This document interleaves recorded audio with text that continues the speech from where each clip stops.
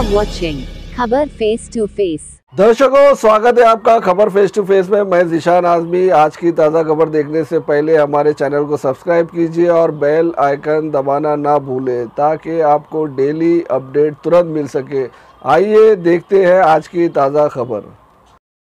All India Majlis-e-Ittehadul मुस्लिम के chief Asaduddin Owaisi ने महाराष्ट्र के औरंगाबाद में केंद्र सरकार पर वक्फ अमेंडमेंट बिल के मुद्दे पर हमला बोला। एआईएमआईएम अध्यक्ष असदुद्दीन ओवैसी ने कहा कि इस बिल के खिलाफ पूरे देश में व्यापक आक्रोश है क्योंकि ये आर्टिकल 25, 26, 29 के साथ साथ आर्टिकल 14 के समानता के अधिकार का उल्लंघन करता है।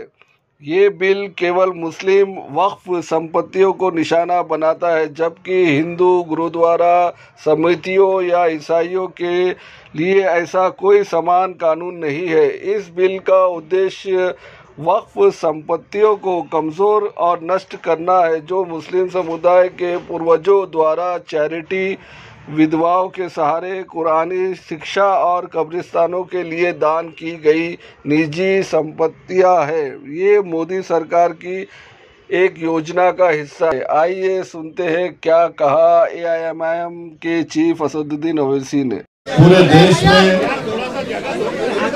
इस कानून के खिलाफ, इस बिल के खिलाफ, कानून में इस बिल के खिलाफ एक गुस्सा है क्योंकि ये जो बिल मोदी हुकूमत लाई है ये आर्टिकल 25, 26 और 29 का वायलेशन करता है।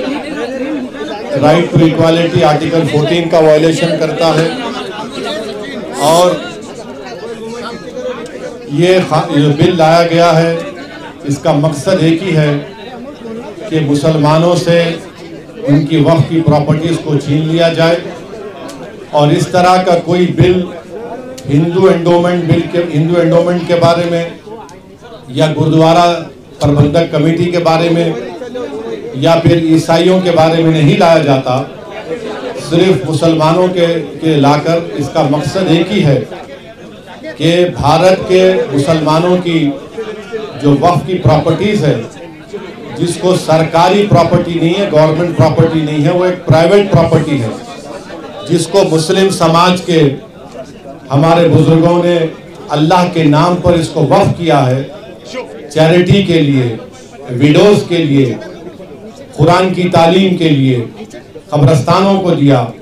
तो ये सब चीज़ें मोदी सरकार इसको ख़त्म करने के लिए इस तरह के बिल को लाया। मीडिया रिपोर्ट्स ये आ रही है कि कोई एक मीडिया रिपोर्ट है कि 4 लाख, कोई कह रहा है 8 लाख। तो 15 सितंबर तक टाइम है। मैं उन तमाम भारत के नागरिकों से अपील कर रहा हूं कि जो भारत की खूबसूरती है उसका भाईचारा है और हमारे देश में हर एक को अपने मज़हब पर चलने की इजाज़त है।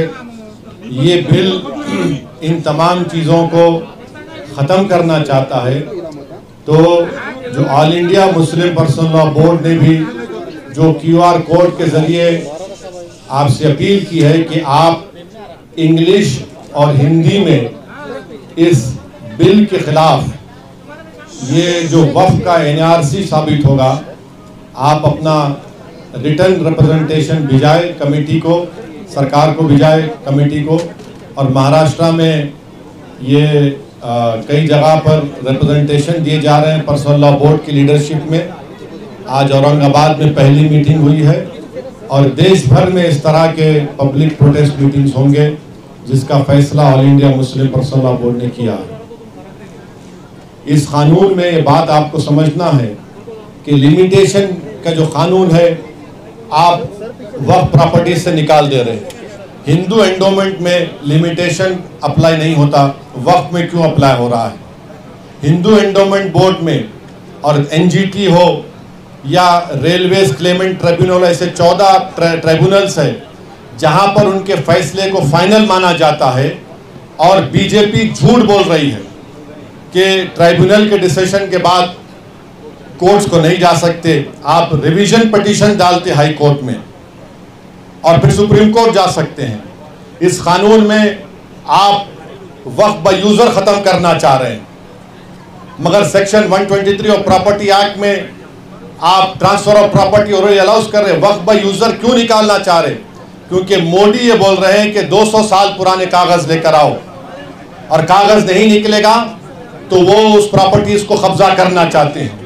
हिंदू समाज में by custom and by usage एक टेंपल और टेंपल की प्रॉपर्टी बन सकती है, तो मुसलमानों में वक्फ बाय यूजर क्यों नहीं बन सकता? वक्फ